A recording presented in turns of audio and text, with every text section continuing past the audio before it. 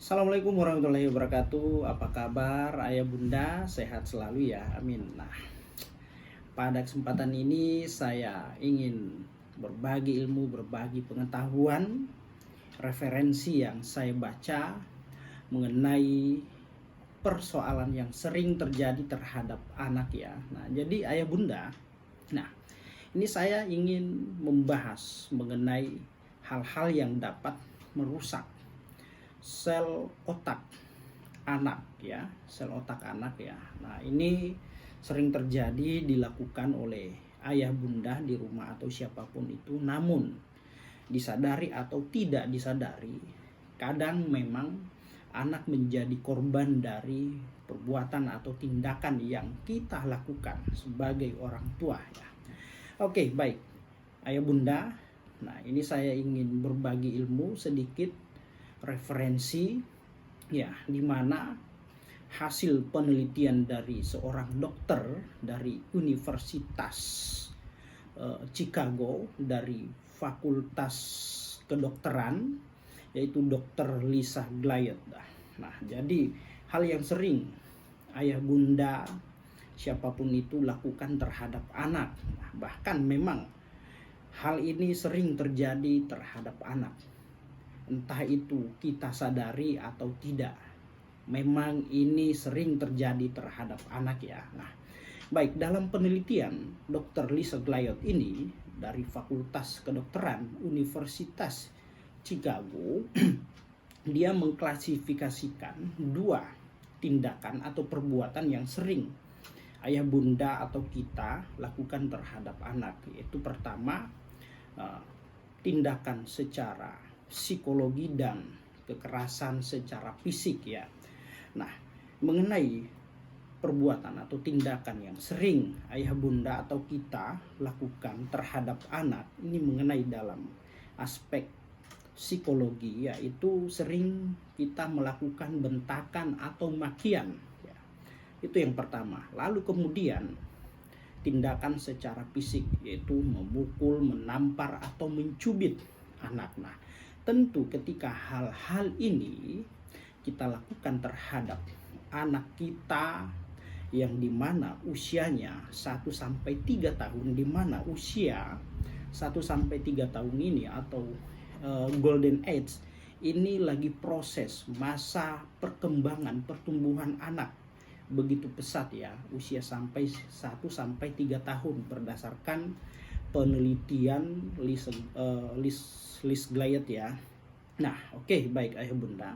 Nah, tindakan yang sering kita lakukan terhadap anak, baik itu kita sadari atau tidak sadari, tentu anak adalah orang yang menjadi korban dalam tindakan dan perbuatan kita, sehingga dapat merusak, membunuh ya miliaran sel otak anak ya. Tindakan seperti apa? Itu pertama ya, membentak dan memaki anak ya.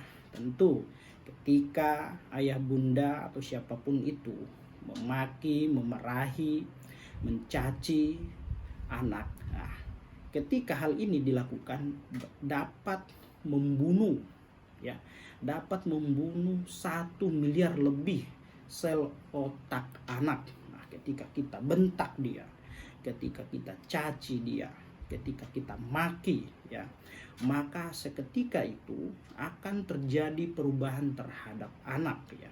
Kurang lebih akan membunuh 1 miliar sel otak anak. Nah, ini yang akan terjadi terhadap anak ya. Nanti dampaknya kita uraikan ya.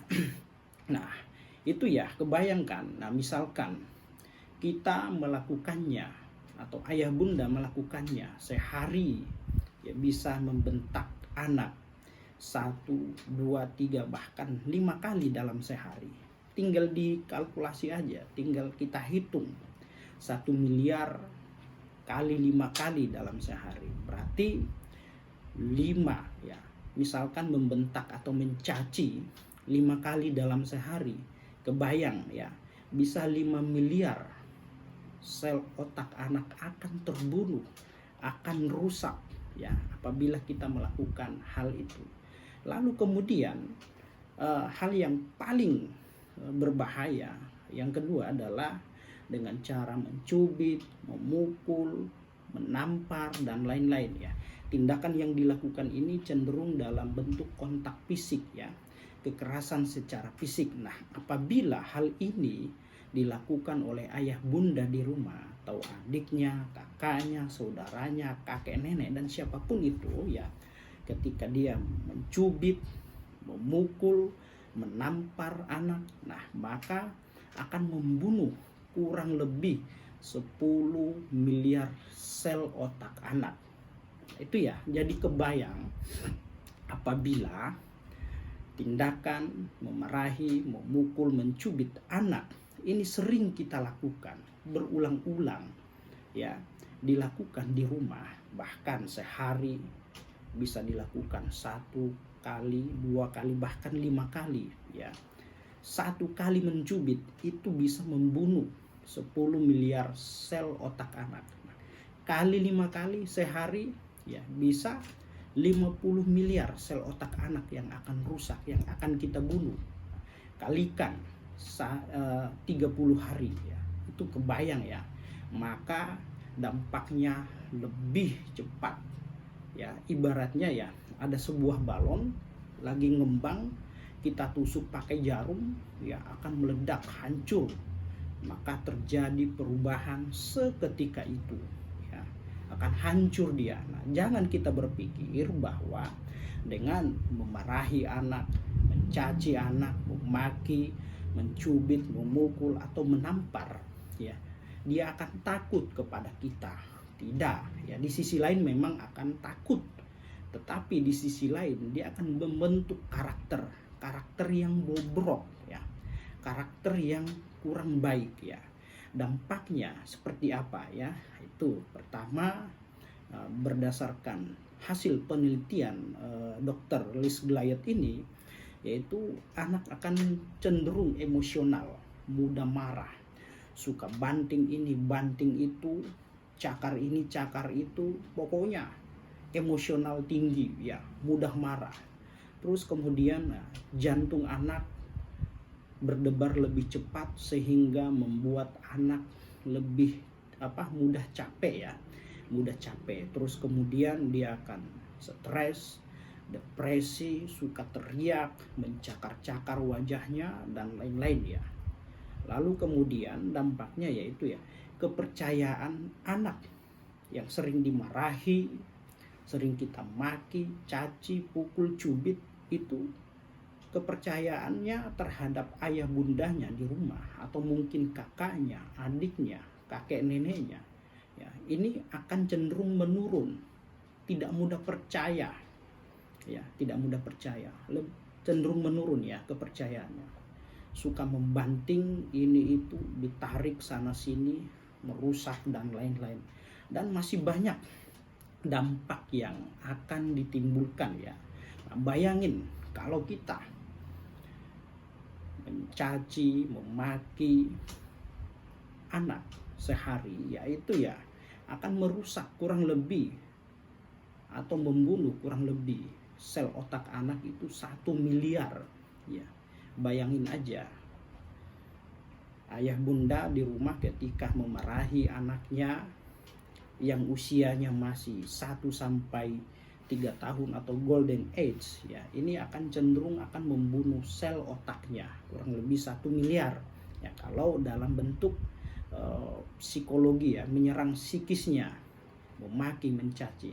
Nah, kalau dilakukan dengan tindakan ya, makian disertai dengan tindakan itu mencubit, memukul, menampar, lebih cenderung masuk pada persoalan fisik, nah maka akan membunuh kurang lebih 10 miliar sel otak anak. Bayangin aja, ketika sehari itu ayah bunda melakukan terhadap anak, memukul, menampar lebih dari 1 kali atau sering terjadi, nah maka atau setiap hari dilakukan, maka setiap hari sel otak anak ini akan rusak, terganggu, akan terbunuh ya.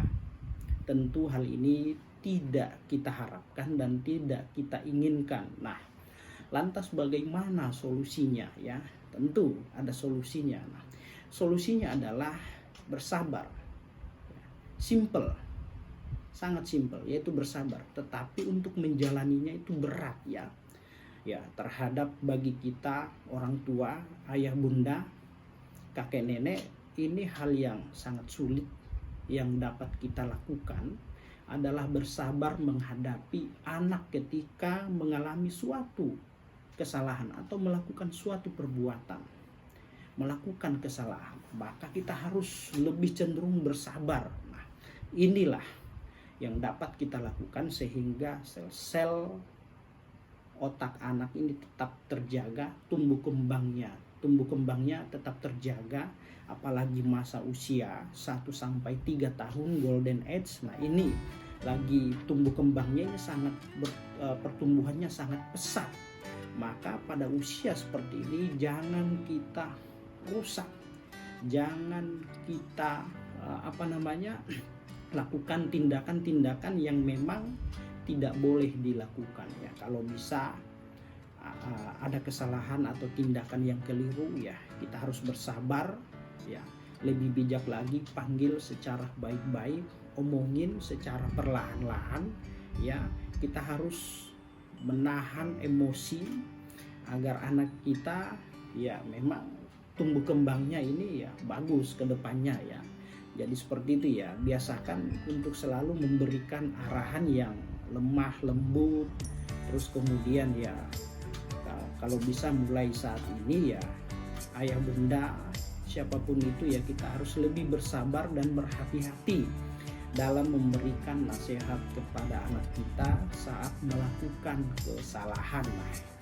Oke, baik ayah bunda, mungkin itu yang dapat saya sampaikan. Apabila ini bermanfaat untuk ayah bunda, siapapun itu silahkan di-share ya, share.